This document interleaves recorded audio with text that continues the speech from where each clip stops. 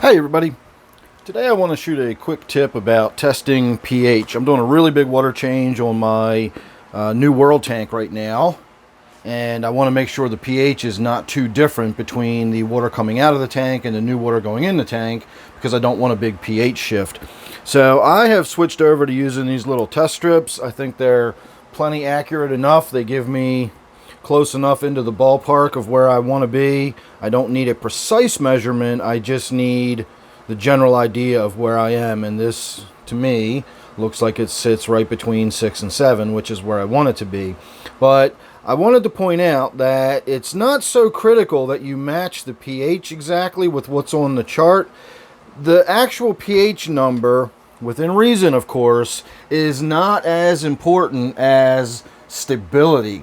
So if your pH is slightly out of the range of the fish, maybe they're supposed to be in 6.5 to 7.5 and you've got them in 7.8, staying at 7.8 and staying stable is more important than trying to force the pH down to where you want it to be. So what you can do is, if you're looking at these little strips of paper and you're having a hard time telling exactly where it is, another thing you can do is simply compare them. You take a sample of your tank water, and then you take a sample of your tap water, and then you can put the pieces of paper side by side, and then regardless of what the number is, you can actually get a pretty good idea of how closely they match in color.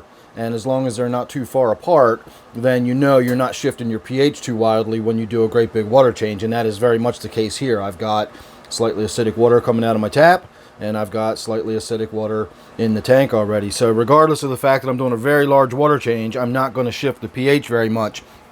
So remember, comparing the two waters is more important than hitting the number spot on. Stability is far more important than perfection. You don't have to worry so much about the perfect pH. You need to be more concerned about a stable pH, and simply comparing the two strips of paper together is a good way to do that. So that was my quick tip for the day. Thanks for watching. Hope you enjoyed. Make sure you're subscribed, and I will see you real soon on the next one.